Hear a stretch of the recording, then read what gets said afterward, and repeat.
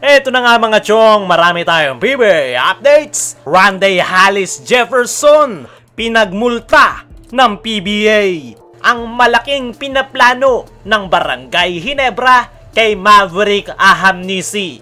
Ito nga si Maverick Ahamnisi mga chong ay nakuha ng Barangay Ginebra via unrestricted free agency. At isang buwan na nga ang nakakalipas ay maganda na nga agad yung ipinapakita nito sa team practice ng Barangay Ginebra. Very impressed nga yung Barangay Ginebra coaching staff, lalong-lalo na itong si Coach Tim Cone sa ipinapakita ng kanyang bagong gwardya.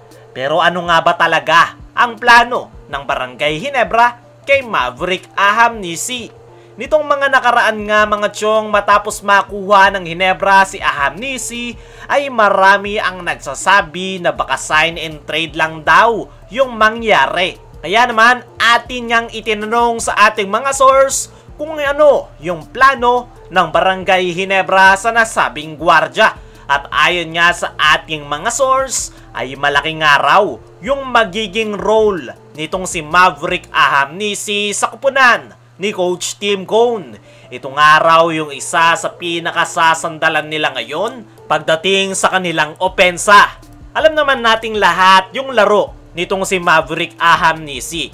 Isang explosive guard, kayang umatake ng depensa to the basket at the same time ay meron din itong magandang outside shooting. Kumbaga napaka-versatile player nga nito at babagay din ito sa triangle offense ni Coach Tim Cone dahil bukod sa scoring ay malaki rin yung maitutulong nitong si Maverick Ahamnisi pagdating sa pagpapacilitate ng kanilang mga plays. Dagdag pa ng mga source ay gusto nga daw ni Coach Tim Cone yung nakikita nito kay Maverick Ahamnisi sa kanilang team practice. Maganda nga din daw yung magiging tandem ni Maverick Ahamnisi kasama ni Scottie Thompson at Stanley Pringle. Para sa akin mga chong, ay naniniwala ako na magiging malaki yung role nitong si Maverick Ahamnisi sa Barangay Ginebra ngayong Commissioner's Cup. Especially sa mga unang laro ng kanilang koponan dahil hindi pa nga rin makakapaglaro ang kanilang floor general na si L.A. Tenorio na target pa na makabalik this December.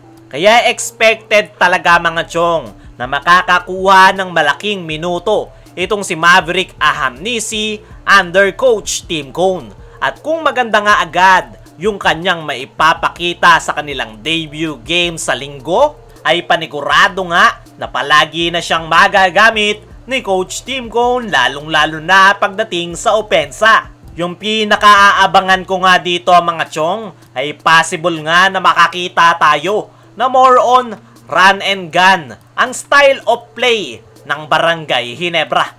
Mabibilis nga yung gwardya ngayon ni Coach Tim Cone at lahat ay naasahan pagdating sa opensa. At tignan na lang natin sa magiging debut game ng Barangay Ginebra kung agad nga bang makakapagpakita ng magandang impact itong si Maverick Ahamnisi para sa kanyang bagong kupunan na Barangay Ginebra. Sa kabilang banda, Randy Hollis Jefferson, pinagmulta ng PBA. Sa naging debut game nga nitong si Randy Hollis Jefferson sa TNT Tropang Giga ay hindi nga nito natapos ang laro dahil natawagan nga ito ng unsportsmanlike foul matapos nitong tamaan sa ulo ang Converge player na si Mike Nieto.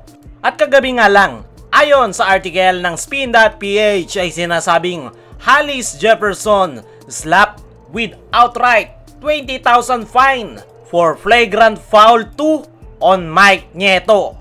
Ayon nga dyan mga chong, ay pinagmumulta ng PBA ng 20,000 pesos ang TNT import matapos nitong tamaan ng bola si Nieto sa ulo. Ayon nga mismo kay Commissioner Willie Marshall ay kahit nga daw hindi intentional na batuhin ni Randy Hollis Jefferson sa ulo si Mike Nieto, ay considered flagrant foul 2 pa nga rin daw ito dahil tinamaan sa ulo. Kung sa katawan nga lang daw tinamaan, ay baka technical lang daw yon at hindi siya ma-eject. At dahil nga sa pagkaka-eject ni Rondae Hollis Jefferson sa kanyang debut game, ay marami yung nag-react na masyado daw OA o soft call ang PBA. Para sa akin mga chong, ay tama lang yung naging tawag ng referee.